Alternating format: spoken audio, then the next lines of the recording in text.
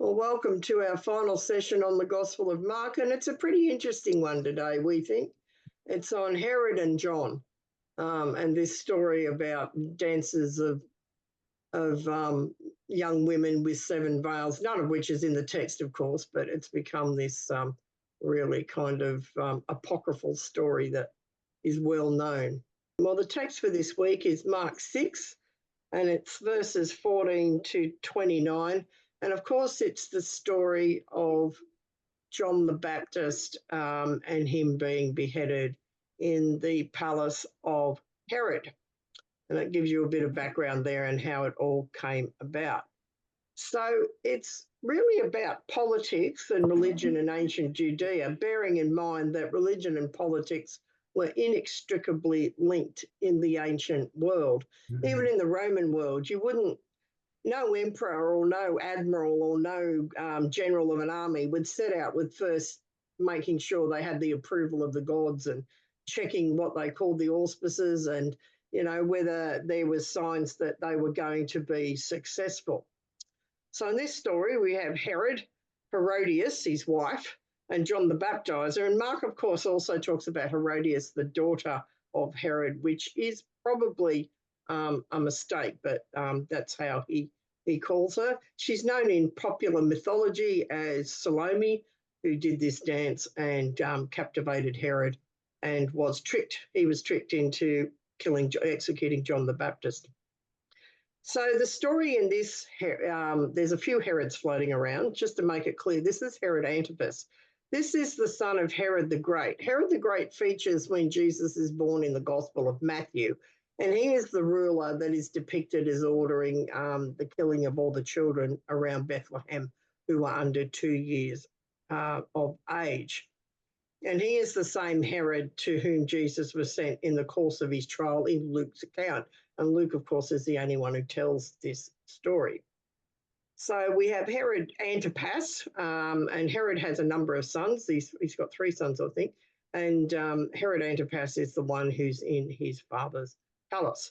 So just as the birth and death of Jesus is mired in politics, and we have a lot of prophetic stuff around the birth of Jesus from Matthew and from Luke, so too the John the Baptist is best understood in these terms about the politics of the day.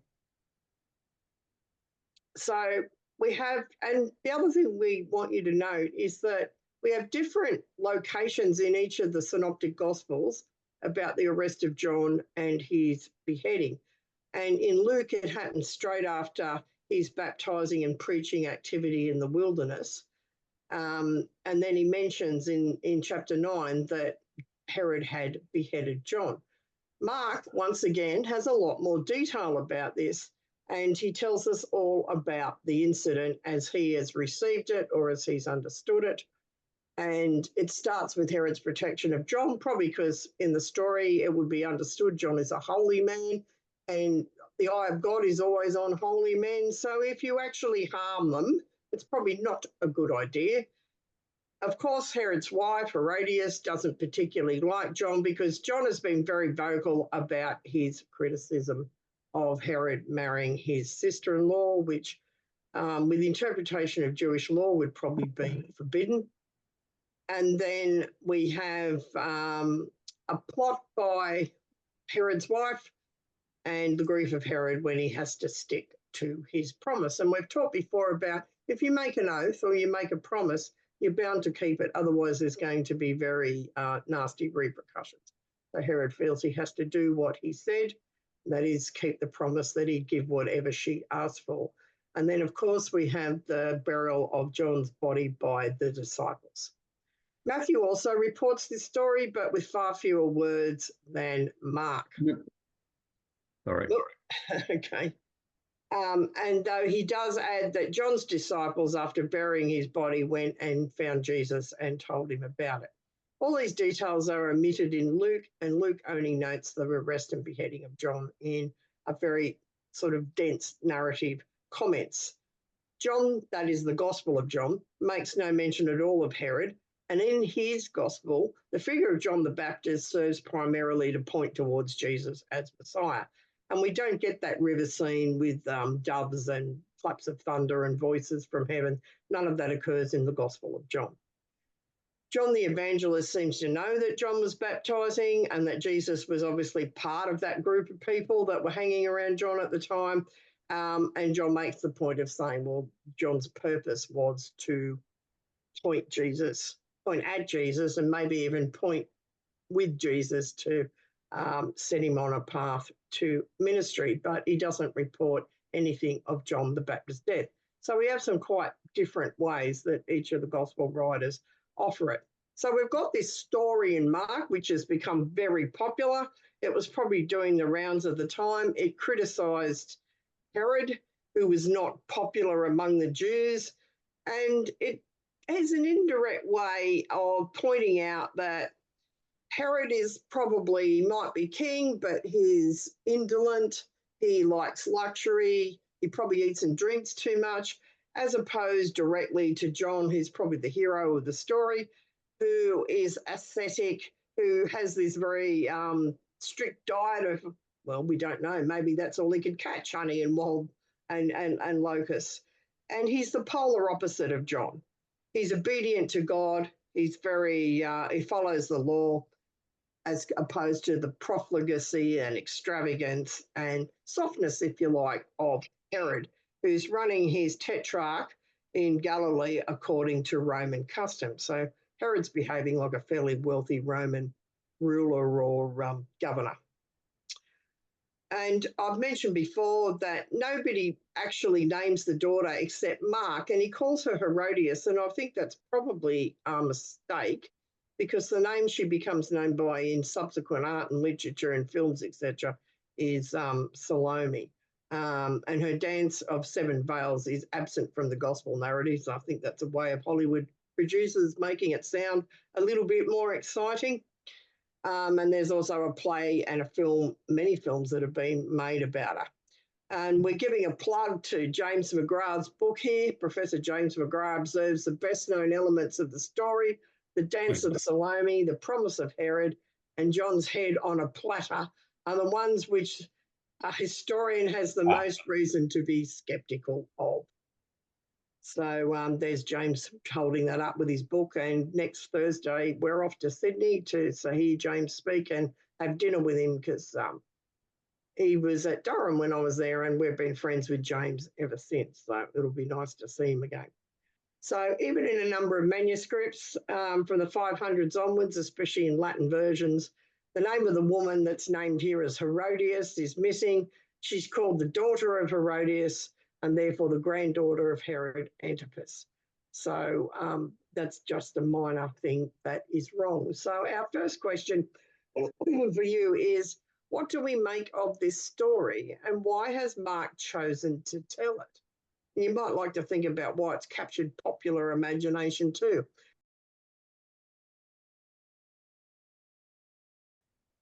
Okay, how did you go with that question? Why is Mark telling this story? Do you want me? I think I'll speak and then people can add and correct. How about that? So I think Sounds there were good. three possibilities that we were exploring. So one was, is it in a way foreshadowing Jesus' own death at the hands of a weak but corrupt person in authority? There's kind of some alignments between Jesus appearing before Pontius Pilate and Pilate kind of equivocating, and you kind of got Herod feeling like he's being bound by this oath. And so is it a foreshadowing? A second possibility was, is it about the positioning the authorities in Jesus's time as bad? So you're getting that sense of people, corrupt and bad people in authority, that kind of builds up that picture. And the third, which Sherry just mentioned just before, is John as Jesus's cousin, and the effect this would have had on Jesus himself because of the relationship. But that's kind of, does anybody want to add to that? That was my summary. It's a pretty good summary. I mean, a number of people have noted this could well be a foreshadowing of what happens to Jesus. That you have this similar thing happening with John before. a minor ruler, but a ruler nonetheless, a part of Galilee, which is Jesus' territory, if you like. So yeah, that's entirely plausible. They're all intriguing Yeah. possibilities. And with regard to the third one, in the part of James McGrath's book that I read after I finished preparing this resource, I was trying to read further. He points out that after Jesus hears the news of Herod's death, he says to his disciples, "Come, let us go to a deserted place." So he goes to the wilderness, and John has been introduced in the Synoptic Gospels as the prophet in the wilderness. The wilderness was John's place. So Jesus has been in the wilderness before, but he deliberately, after this, goes to the deserted place and begins thinking, if this had happened to John, what is going to happen to me? And so James points out that it's in the subsequent part of the narrative in Mark that Jesus starts to talk about the Son of Man going to Jerusalem and being handed over and killed. So that's all interesting kind of hypothesis that seems to resonate with that idea. And then, of course, John was killed in a feast, and Jesus goes into the wilderness, and the crowds find him, and they come, and they're all hungry, so he has to feed them. That's the first feeding of the large number. So that comes. So it's another little link. I don't think that was in James's book. I think I read that in somebody's blog. Mine. Well, I know I've brought that up before when I've done studies on this, that there's a comparison with the two feasts where Jesus gives generously out of simple things, where Herod's got this magnificent banquet for a few. And that's another kind of contrast that we have. Anything else that people want to add?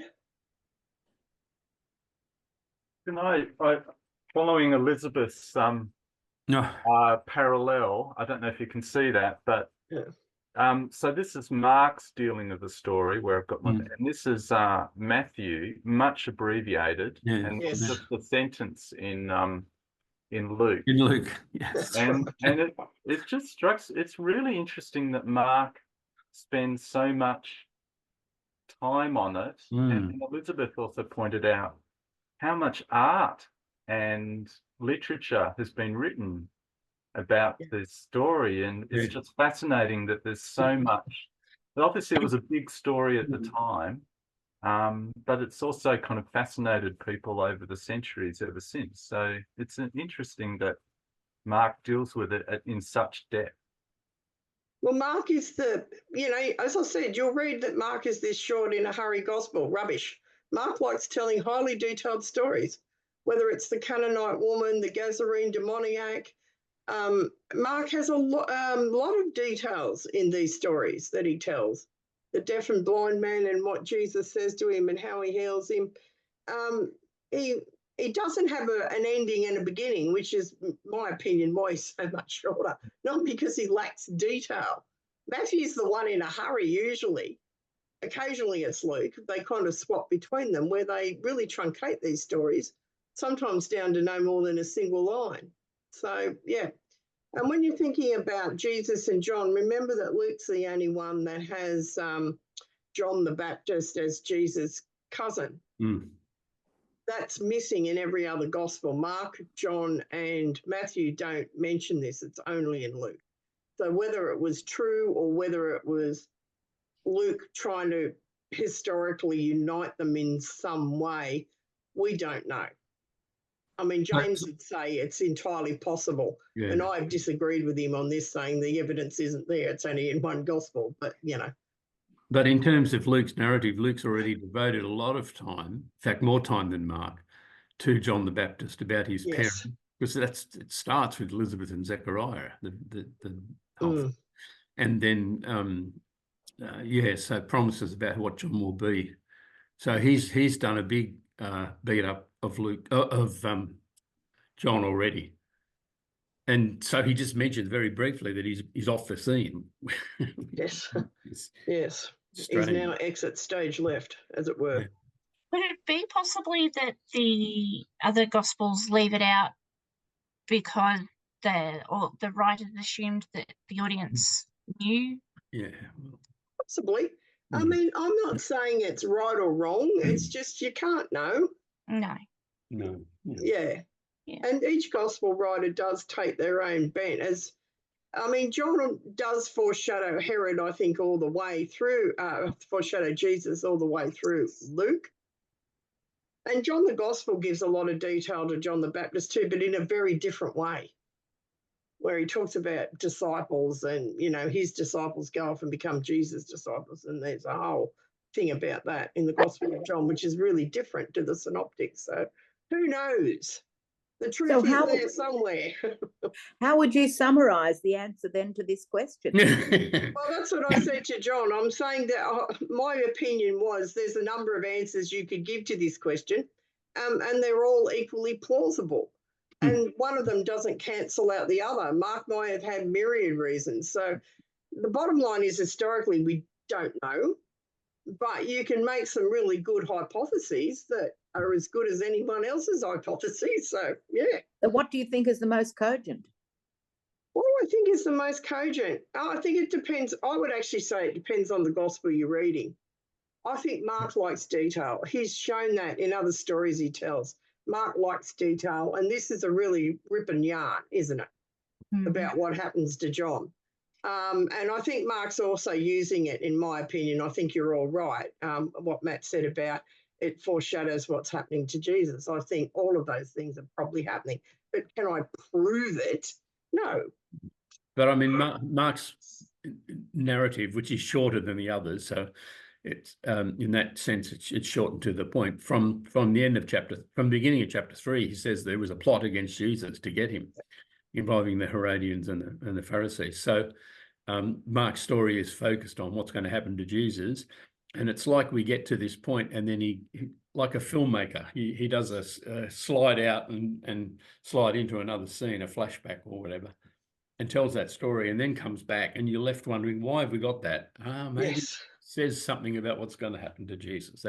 That'd be my cogency response, Elizabeth. Thank you. And I do think it's a ripping good yarn. Mark likes a good yarn, with detail and, demoniacs doing terrible things and this salacious dance by this young girl that obviously captivates and probably inebriated Herod, and it just really reinforces Herod's already done the wrong thing by marrying his sister-in-law.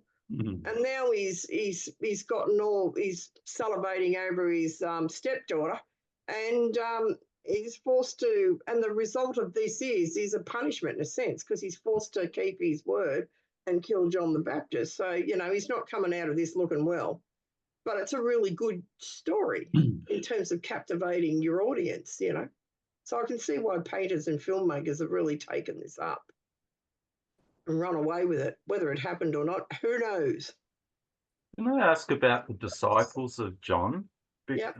So is that normal for major figures? Obviously, we know Jesus had disciples. We know that very well. But John has disciples. And I noticed in Matthew it says there's an interaction between John's disciples and then they went and told Jesus. So there's an interaction between John's disciples and Jesus. Are you able to comment on that? I just find that interesting. Having disciples when you were a teacher is quite normal. When we talk about when Mary sits at the feet of Jesus, one of the things that to note of that is that Mary's taking up the normal position of a pupil to a teacher. So having disciples who were your pupils in a sense that you taught, but also followed you around, that was widespread, not just in Judaism, but right through the Hellenistic world. So, when you have people who are really well-known philosophers like Plato, for instance, or Aristotle, they all have disciples. And then their disciples have disciples. And on it goes, because it becomes like a school. So you have the school of Socratic wisdom and the philosophy of Plato's school kind of thing. So this was quite common. You'd have these holy men or these philosophers, and they would have students who were their disciples. Yeah. And interestingly, Matt, in John's Gospel, if we can just think about chapter 1. After John the Baptist has declared Jesus is the Lamb of God, the next day, this is John 1:35, the next day, John again was standing with 2 of his disciples, and as he watched Jesus walk by, he exclaimed, "Look, here is the Lamb of God."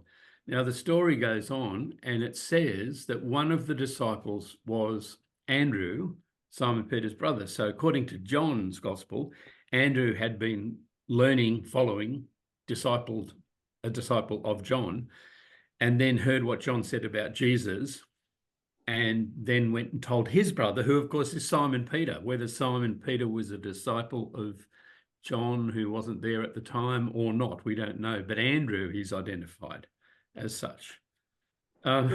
So is there some kind of historical kernel behind that, that story? It's quite intriguing. But certainly rabbis, teachers having disciples is not unusual in the ancient world. But John, as we'll look at later, appears more like a figure of a prophet than a disciple. Although Isaiah had disciples, didn't he, Elizabeth? Because Isaiah had a school. Yes, Isaiah did have a school. Of Isaiah. So he's a prophet who had a group who followed him. Yeah. Well, even Elijah has Elijah has Elisha as a disciple. So this is a long tradition, and it seems to be common in all the religious traditions of the ancient Near East, because the Hellenistic, the Greeks and the Romans certainly did it as well. Kumar. Not very biblical, but allow me. I am a student of a Pandit in Sydney. I love to play tabla, and every time I go to play tabla somewhere, they will display my name as Suguma, disciple of Pandit Suman. That is gives me status. Yeah. I mean, I'm not some donkey student that picked up along the way or anything. I'm a formally trained guy. That's what it says. So when somebody says John's disciple, he's not living with John, or he's not his servant or anything. He's just his student. But he's up there as John's disciple, not so-and-so's ordinary disciple student. Yeah. So it is a status to say I'm so-and-so's disciple. Yeah, well, it can be. Absolutely, it can be. Well, we might move on now to untangling the 3 Herods. We've got a lot of Herods floating around at this point in history. And John's going to talk about them.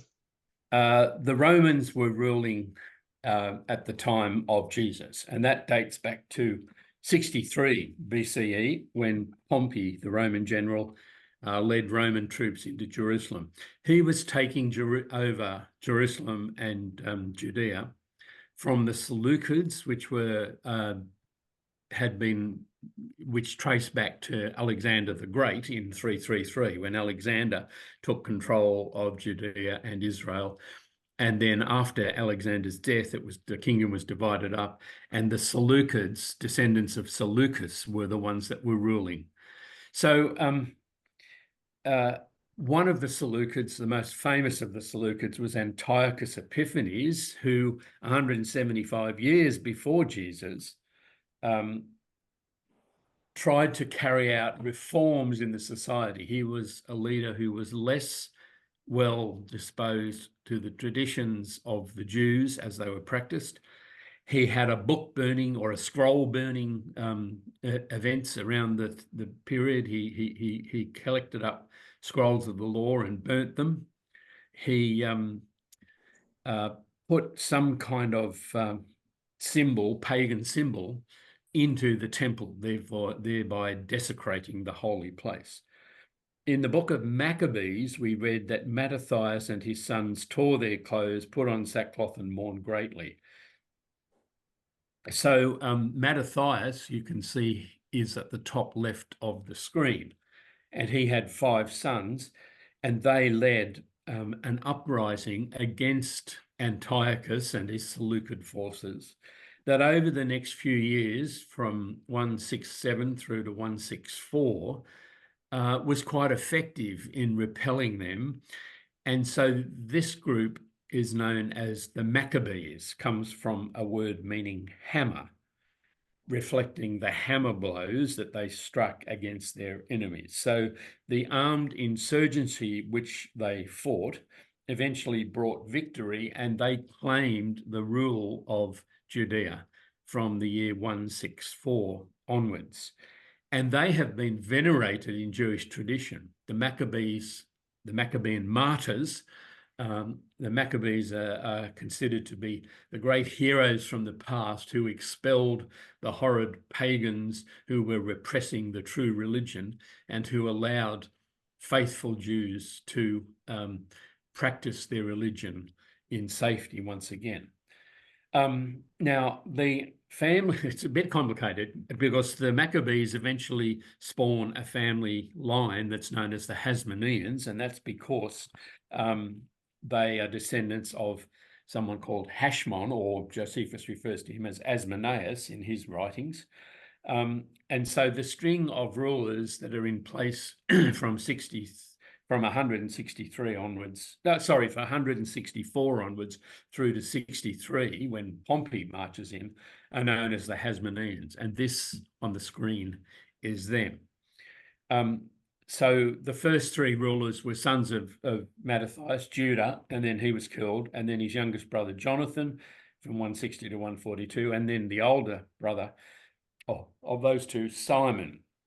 So each in turn moved the religious practices of the period away from the initial fervent zeal and began compromising. They were forced really to compromise with the Seleucids, who pressed back and eventually regained control.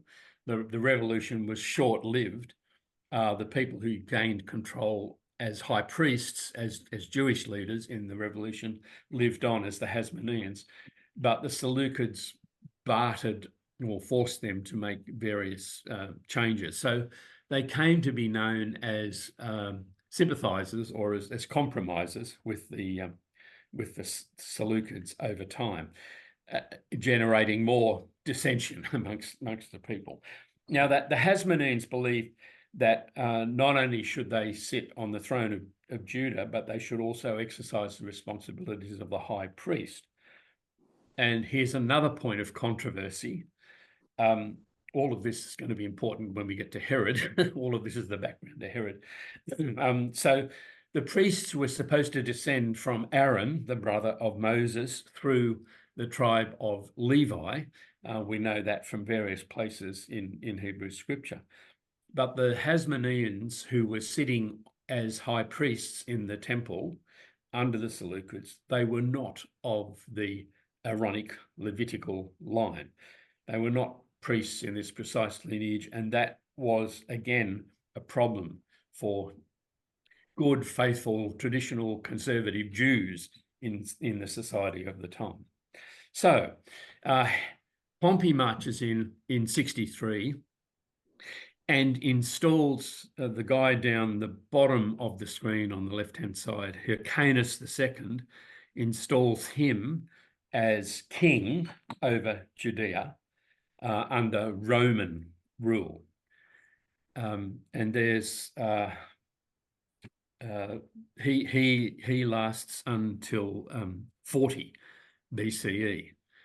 Now, they're both, him and his brother Aristobulus are on the right-hand side of the screen up the top, and you can see that Hyrcanus had a daughter, Alexandra, who married the daughter of his brother, Aristobulus, Alexander. And then Alexander and Alexandra had two children, Mariamne and Aristobulus, and guess who Mariamne marries? Herod, whom we know as Herod the Great. So Herod marries into the Hasmonean line by marrying Mariamne, the granddaughter of both Aristobulus and Hyrcanus, who had sat on the throne before. Now, there's a little story there about Antigonus and Herod and Mark Antony. So there's a little squabble that went on in the year 40. Eventually, Herod gets control in the year 37 with the support of Mark Antony. And he held control until he died in the year 4, BCE. Now, Herod was an Idumean, and Idumea is known in the Hebrew scriptures as Edom. So they were the foreigners to the south of Judah. So the Edomites are mentioned a number of times, and there are various battles with the Edomites throughout the historical narratives. Herod's father was an Idumean, and his wife Cypros was from a Nabatean Arab princess. But Herod had been raised as a Jew in the court in Jerusalem, and so he saw himself as a Jew. But to many of the Jews, he was seen as an Idumean and didn't have the right to rule over them. So you can see the setup for when the Herodians come onto the scene via Herod marrying into the Hasmonean family. First of all, the Hasmoneans, when they were the Maccabees, they led a great revolution. When they were the Hasmoneans, they compromised and gave away important things in the religious faith. Then Herod married into the family. Herod himself, of disputed ethnicity or origin. Is he a Jew? Is he an Idumean? Is he one of us? Is he a foreigner? He ruled with quite some power.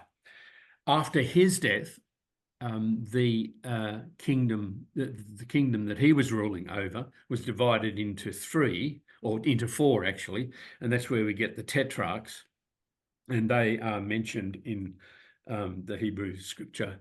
And I think the chart that's in your resource gives the detail about Herod Philip, Herod Antipas, Herod Archelaus, and Herod Philip II.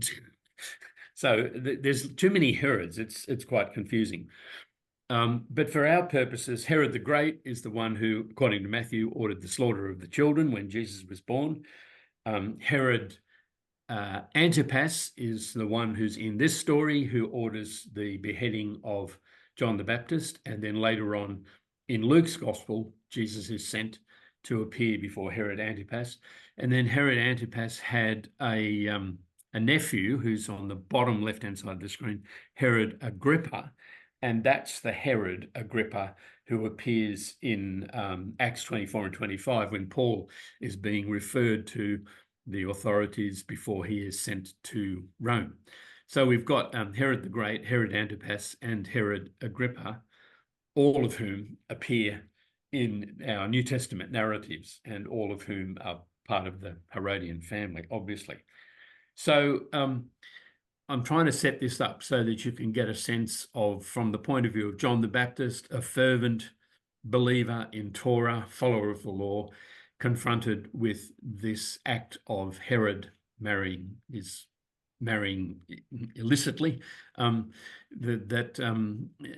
also the way in which the kingdom had been ruled with great force and power under Herod the Great, and then Herod Antipas. That's setting things up for John. But I thought we'll pause at this point, just in case there's any questions about that little historical run through. In case you're completely confused. The whole history of the Jews from the return under Ezra Nehemiah through to the destruction of the temple in the year 70 CE is a whole complicated, murky, caught in the politics, 500 years worth of mess, really. So thank you, John. So basically, there's a thread where you can see Herod as, well, there's questions about the legitimacy of Herod's rule. Yes, Yep. From a strong traditional Jewish point of view, yes. Yeah. And you might think about that in terms of Matthew's gospel. We have no evidence that Herod did anything by slaughtering children, no evidence historically at all. But the way the Jews viewed him, blackening his character was probably a popular pastime. Yeah. And you'll read that Herod the Great did some dreadful things, and he probably did, but I would put forward that he didn't do anything more dreadful than David or Solomon or any of those people Yes, yes. in our scriptures. Getting rid of your rivals was a standard king thing, even if they were your nearest and dearest. Kumar's got a question. Yeah. Well, again, it's not overly biblical, but I couldn't help asking the question. Hey, did Herod marry his brother's wife after the brother died or divorced or anything, or No. just sneaked in? No, she divorced him. She just according to the Roman writers, she seemed to see Philip, she was married to, I think, as not as ambitious as Herod Agrippa. I think she thought she'd climb higher up the social tree, the political tree, if she was married to Herod. So she ditched Philip and she married his brother. But also, we're not talking about monogamy in this situation, because a lot of these guys had a number of wives. One of the Herods had 8 wives. Is that right? Yeah. Just like David had 8 wives, didn't he? Yes. And 18 children. Well, But I even take in the that with a grain of salt too. even in today's promiscuous lifestyle, we wouldn't really accept that one, would we? No. Well, We wouldn't. No. no, others might. So yeah. Yeah, I think when you talk about promiscuous lifestyle, it's more serial monogamy rather than polygamy. Mm. So Yeah. yeah, I mean, Herod could have had a fleet of concubines for all we know. We don't know. But that's never mentioned. I think if he had, the gospel writers would have told us. But he does come across as a grotty old man, put it that way.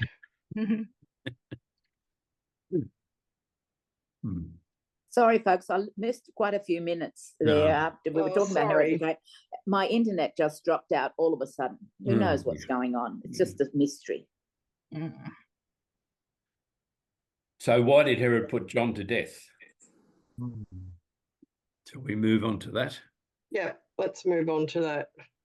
Well, so we've got the middle Herod, as we've established. It's Herod Antipas, and it's his relationship with John the Baptist really that's at the heart of Mark's account. And that, I've wondered if Mark's a misogynist here. He clearly doesn't like Herodias, and he's portrayed Herod as weak, equivocating. He makes an oath when he shouldn't do, when he's probably under the influence of alcohol and a salacious dance by his stepdaughter. He's forced to fulfill that oath because in the ancient world you had to fulfill your oath, and he ends up in a lot of trouble, really, having to do that. It's been suggested that Mark might have wanted to excuse the Roman-supported ruler of the time. I think that's nonsense. I think Mark's really putting the boot into Herod. I don't think he's finding it. I mean, you might see Herod having to fulfill the oath as an excuse, but I think the fact that he's made the oath in the first place, Mark is quite critical of that, because it actually leads to a bad outcome. Because we know that Herod is interested in John as a holy man. He likes to listen to him, but his wife basically tricks him into executing John because of her clear dislike of the criticism John has levelled in her direction about her probably divorcing Philip and marrying his brother Herod. But even the fact that Herod says he'd give her half his empire, that to me just is too extravagant. I can't see a Herod doing that. No. Well, no. I mean, I think Herod was a bit more wily than that. I don't think Herod the Great's sons weren't probably quite the ruler Herod the Great himself was. And I think that the Romans didn't trust them. That's why they split them up into portions. They each had a portion of that part of the world that they ruled, rather than giving it just to the eldest or one of the others. And that's a divide and conquer thing that Romans are very good at, and doing that. So maybe there's a foreshadowing, as you pointed out, about what's happening with Jesus. So Jesus is crucified under the orders from the Roman governor Pilate. Mark also has Pilate bowing down to pressure of the crowd that is calling out crucifying, and Pilate says, "What evil has he done?" So the blame is put on a weak ruler who probably says or does something that he could have avoided.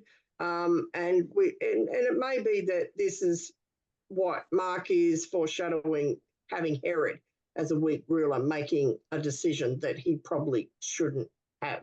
So there may be an apologetic purpose here in this story of Herod and John the Baptist that's meant to foreshadow what is going on with Pilate and Jesus' death. So you blame the woman and excuse Herod. I don't know who's getting blamed in Pilate, I suppose, in the Passion of Jesus. And then we have an account written later than Mark by the Jewish historian Flavius Josephus. Josephus went to live with the emperor after the destruction of Jerusalem, who he appears to have been friends with. And he wrote this whole detailed history and account of what happened in the first few decades or the later decades of the century and before. And he puts the blame squarely on Herod. And John's put the text up there for you, and you've also got it into your notes. And it just says John was a good man. He exhorted Jews to lead righteous lives, practice justice, and join in this baptism that kind of committed you to those things. And in John's view, that you did this to please God and be acceptable to God. So it's not about getting a pardon for whatever sin you committed, but it's a consecration of a body that is metanoia, that word, transformed and cleansed by right behaviour or into right behaviour. And it talks about Herod was alarmed by the popularity of John and by the degree of what he was preaching in his sermons, and that he was very eloquent. So basically Herod decides they could lead to some form of sedition, and he makes the decision to get rid of him. And Herod decides to strike first and remove John before an uprising could result from his teachings. And he's brought in chains to Macarius, and he's there put to death. So there's no dance, there's no drunken oath, there's no, plot by Herodias, the wife of Herod there. It's just Herod sees John as a threat and takes fitting action to remove that threat. And of course, Josephus feels that Herod is then punished by God because God makes sure that Herod is defeated in war not long after this. So that's Josephus' point of view. So there's no dance and no excuses. And he just says that's the way it happened. Josephus says Herod did the wrong thing. He put John to death, so he has to pay for it later on. So we've got some questions for you. How do we respond to the idea, as they tell the story of John and Herod, that the evangelist Mark and Flavius Joseph have apologetic purposes? Do they have apologetic purposes? Josephus blames Herod fair and square. Mark shapes the story to blame other people, such as Herodias. So what is the historical value of these texts? Do we believe Mark rather than Josephus, or the other way around? And we want you to think about that. That'll be a lot to think about, I think. There we go. How did you go with all of that? No I was about to conclusions. say, in terms of the historical value of the text, having different points of view gives us a fuller picture. I don't think any of us consider one text to be the whole truth and nothing but the truth. Yeah. So having different points of view gives us a more rounded picture of what might have happened and what was going on. Yes, the truth may be somewhere in between, as they say. And Yes. it also is Mark's writing closer to the time of the events, whereas I think Josephus is somewhat later. And does that cause sort of like the emotive sort of elements and the personal relation elements to drop out and just be seen more through the historical lens that Josephus puts on the story?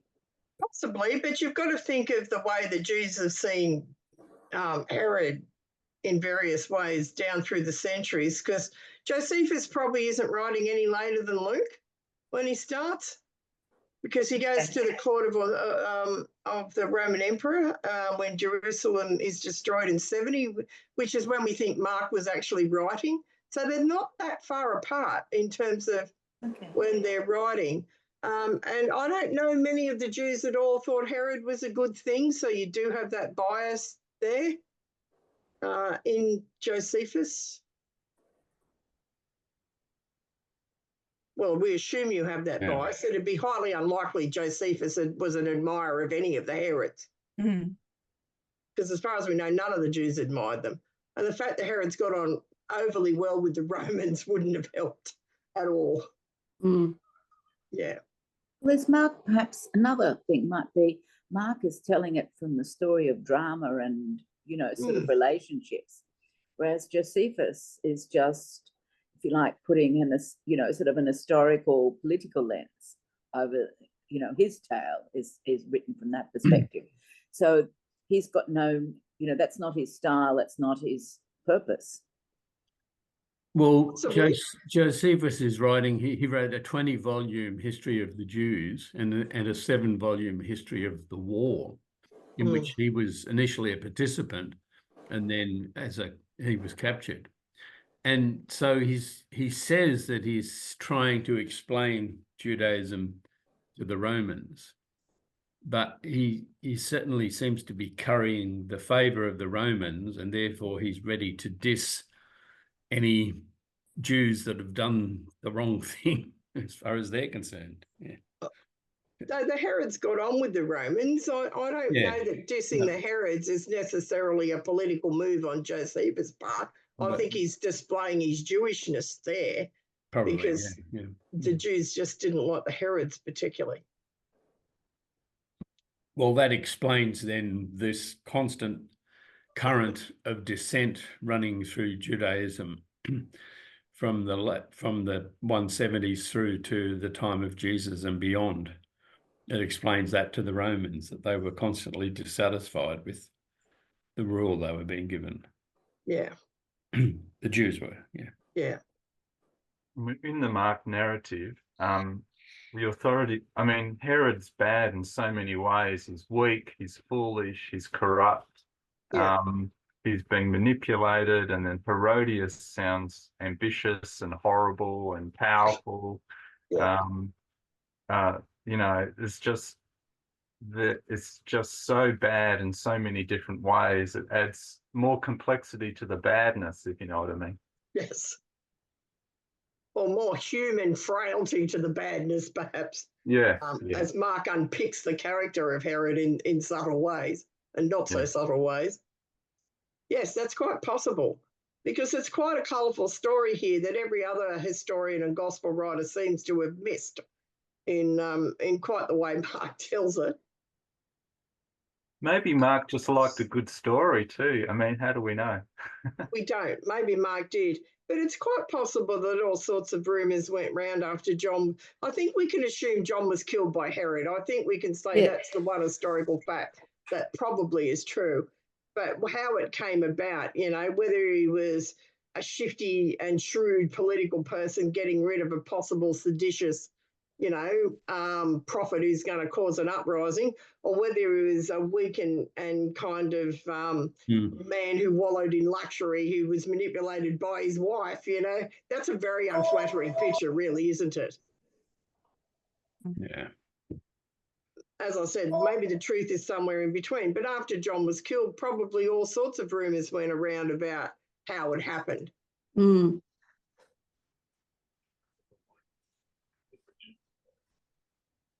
Any other comments or questions?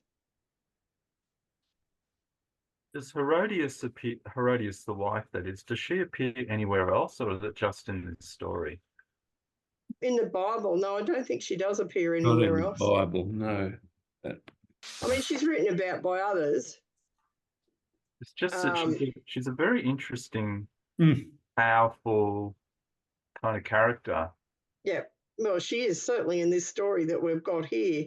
And the way she wants John to behead she wants Herod to behead John. Clearly, Herod says no, and so she just finds devious way around it. She obviously knows her husband's character extremely well because she's quite certain that her plot here to entrap him is going to work, and of course it does. He falls right into it. I wonder how much she manipulates other things as well. I'd say quite a lot. If you're going to take this, this story at face value, I think Herodias is probably doing a lot of stuff around the palace that Herod may or may not know about in terms of getting her own things for her own advantage. If it is true that she divorced Philip because she saw him as weak and married his brother because she saw him as a better way of becoming socially, upwardly mobile, shall we say, it does say something about her character straight away, does it not? Yeah. Yeah.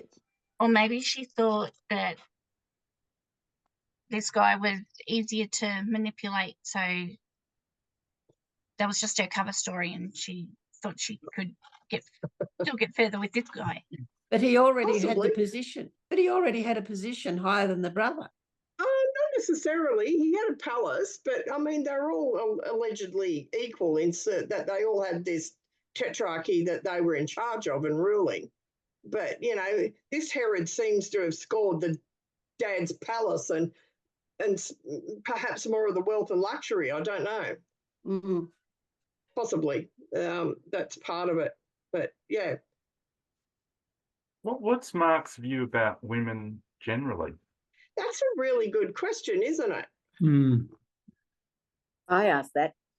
Yes. I mean, Mark has the women watching what happens to Jesus at the end when all the men, he said in 1450, all of them deserted him.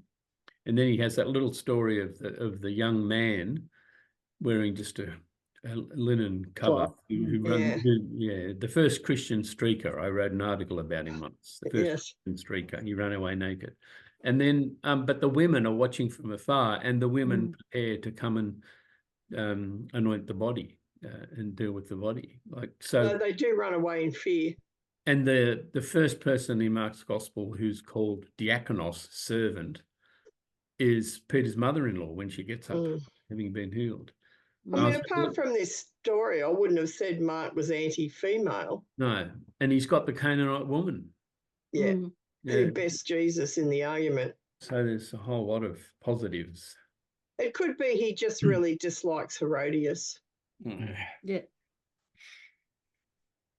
Oh, the Canaanite woman's one of my favourite. It's a great story, isn't it? One of my favourites. He's not anti-woman there, but he might be just anti-Herodias and Herodians. As I said, the Herods weren't popular. The average Jewish person didn't think much of the Herods. Well, we should push on to the last bit or we're going to run out of time. Did you want to talk about this, John? Oh, okay. So the text positions John, as we've seen John earlier in the gospel, as a prophetic figure. Herod is interested in John, according to Mark. So why is that? Perhaps he recognizes as Josephus says, he recognizes that what he's teaching has value. We know about the prophets standing up and calling out people, Elijah, Elisha, Nathan, Amos, Isaiah, Haggai, Zechariah, some of the ones that we just pulled out to refer to. John stands in that tradition, an irritant to people from the whole Judean countryside and all the people of Jerusalem. That's a very exaggerated statement about who actually responded to him, but he calls out, he irritates them to come and undergo some form of transformation, metanoia, and signal that through baptism. And he's therefore also an irritant to Herod, and Herod in the end decides that he has to get rid of Mark, whether against his own better judgment according to Mark, or whether, as Josephus says, because too many people are following John and accepting his criticisms of Herod. So John's popularity was his undoing. Jesus' popularity was his undoing. Throughout Mark's gospel, it's clear that there were many crowds following Jesus, and it's those crowds that agitate the Judean leadership, the scribes and the Pharisees, and reporting back to the priests in Jerusalem, and the Herodians join in, and they plot to get Jesus. So we thought that raises the question about discipleship and citizenship, as it's often posed in today's terms. Is being a good Christian meaning being a good citizen, or do we follow the lead of John and speak out to those ruling society when there is something we're offended by, or something that we believed to be wrong? And we've put in the resource the excerpt from section 6.2 of the Code of Ethics and Ministry Practice in the Uniting Church, which all ordained and commissioned people agree to accept and work by when they're in ministry. And that section says it's unethical for ministers deliberately to break the law or encourage another to do so, be a good citizen. The only exception would be in instances of political resistance or civil disobedience. Be a good disciple when you see injustice happening. And ministers in the Uniting Church have been, throughout the whole life of the Uniting Church, have been arrested for protesting against laws that they believe to be unethical or against their principles. So they're standing in the tradition of John and the prophets, although I haven't heard of any Uniting Church ministers being beheaded. Or crucified. Or crucified. Not yet, anyway. Yeah. So our final question is just, how do we respond to that notion? We don't have time for groups, but if anyone would like to have a crack at answering any of those questions now, feel free. How do we respond if we're offended by something? Do we expect our religious leaders to be prophets? Do we confuse being good citizens with good Christians? What do you think? I don't think being a good citizen and a good Christian are mutually exclusive. And sometimes being a good citizen and a good Christian involves standing up to injustice and stuff that Jesus would have stood up to as well. Yeah. I'd say that being a good citizen is a subset of being a good Christian.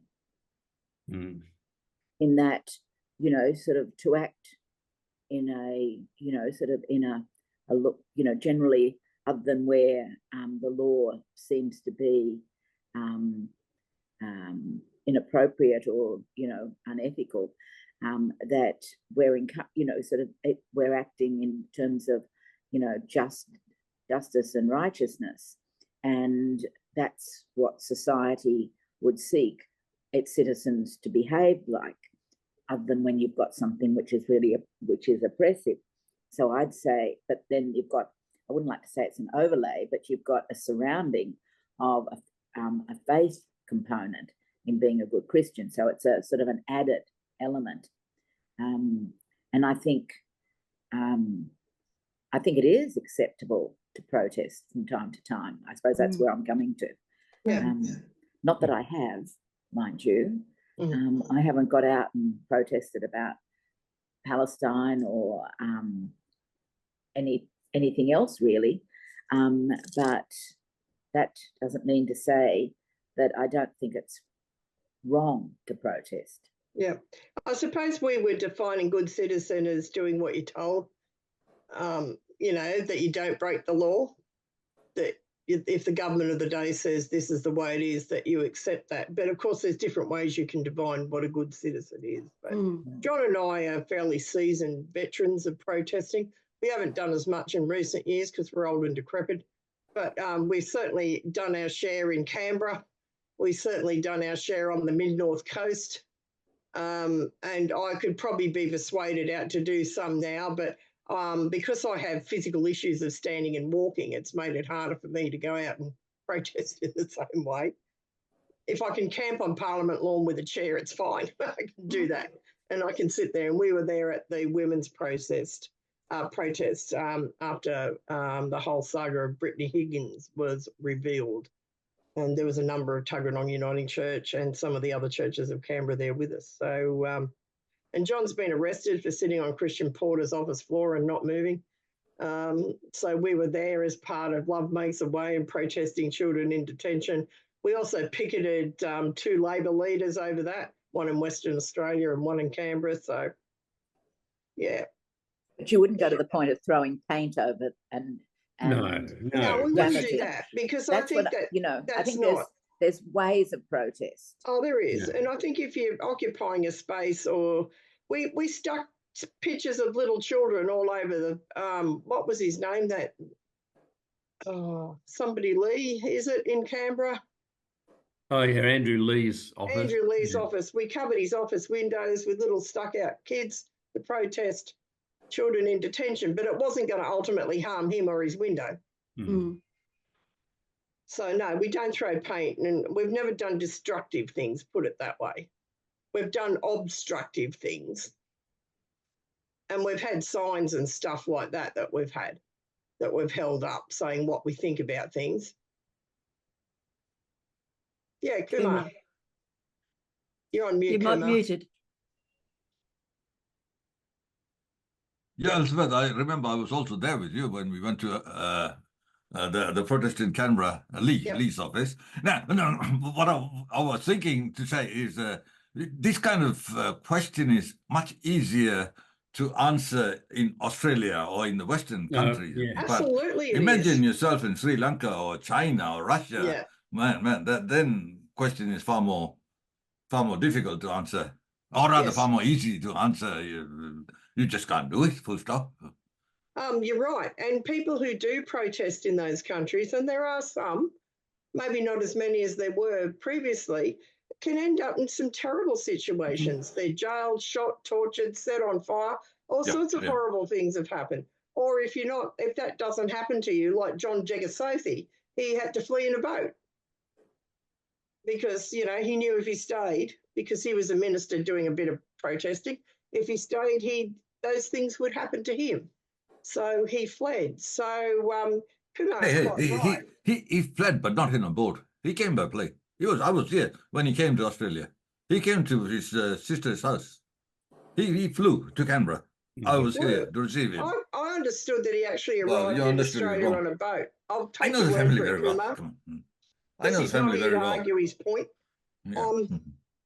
So, these things happen in around the world, but the consequences here are nowhere near as dire as No. the consequences in some other ethnic groupings or some other countries, where it really, if you protest your fate, if you're lucky, you'll be John the Baptist. If you're not lucky, it's going to be like Jesus' crucifixion. It's not going to be good. And I mean, the indication seems to be from this group that you think that if it's an unjust law, protesting it in Australia is a good thing to do. It's acceptable. Whether Yeah. I would do Yes. it myself is another matter. Yeah. Well, it's easy if Even- there's a crowd. I don't think I'd chain myself to the railway line like they're doing up here in Newcastle at the moment, partly because I'm too old and decrepit and I'd probably injure myself, and partly because with a protest like that, yes, it gets a lot of media attention, but it really just annoys people. And I wonder whether it will actually change anything in the long run. It doesn't get your average commuter on side. It doesn't get the masses of Newcastle wanting to shut down the port. All they want to do is shut down the protest so they can get to work. Yep. So, it can be where it's not harming anyone physically, it's inconveniencing them, and convenience is the big thing of our society. If you inconvenience someone, you may as well have thrown paint over them because they Oh, won't you've only take got it to well. look at the Greens blockading of certain offices, parliamentarians' offices, and the intimidation that people who are constituents who want to visit. That's more than inconvenience. But is that going to move people's views? Probably not. Probably not. And I think if you want to protest, it needs to be something that does make people think differently, not in a way that they're just annoyed at you because you're blocking the traffic or doing something like that. I mean, Sorry, sitting I'm in gonna have to politicians' go. offices always works well because it inconveniences people without hurting them. See you, Elizabeth. Thanks for coming to our series. Yeah. So Elizabeth, these days it is also quite easy to use the Facebook to make your point known, isn't it? And it's a much easier way to make your protest using your Facebook profile to make your statements. You can do that, or you can do Twitter. Now, if you have a mass gathering in a peaceful process, like when all the women and their allies gathered on the lawns of Parliament House, like when people marched against the Iraqi war or they marched to have something done about climate change, I actually think that can change hearts and minds because it's peaceful. There's heaps of people involved. You're not alone. You're not doing something stupid. And there's just the sheer weight of numbers, then politicians have to take notice. I think there's still a place for protest, but I think nowadays you've really got to think about who you're affecting and what the long-term goals you have. Yeah, you're not going to win any friends by making people miss appointments or be late for work. Exactly. No, you don't. You don't. But there are other ways that you can protest that don't inconvenience people. And you can make your point made, like a mass protest somewhere if you can get enough people rolled up about it. And probably religious leaders do need to be a bit prophetic today. They do need to speak out about injustice and about what the decent thing to do is in terms of what would Jesus have done? Would he have turned away boat people? I don't think so. No. So, we do need to consider these things if we call ourselves Christian, I think. And even Muslim leaders have been forced to come out and what's the word? Say they disagree with extremist actions and bad Most things. Muslim leaders probably do. They do, yeah, but they've had to be vocal about it. They have, because they're accused of kind of fueling these things, and that's probably not true. Yeah. And they're easily scapegoated for things that happen. There's far more right-wing, white Christian type extremists than there are Muslim ones causing trouble in this country at the moment. So absolutely, we need and to then bear you've got that the in likes mind. of Sky News that perpetuate the scare tactics and yeah, that's right. Yeah, there isn't a Muslim wave out to get you out there. I'm much more worried about our neo-fascists, but anyway, that's another point. Well, we've come to the end of our study this morning, and we've come to the end of our study full stop for the moment. We won't be running any more for the rest of this year. We'll reevaluate what we're doing next year, and if we decide to do something, we'll let you know. But thank you for your participation in this series of studies, and the three of you sitting there have been in a lot of different studies we've done. You've been faithful over a number of years. So thank you for coming and joining in with the discussion and bringing your ideas and your thoughts. John and I have really, really appreciated it.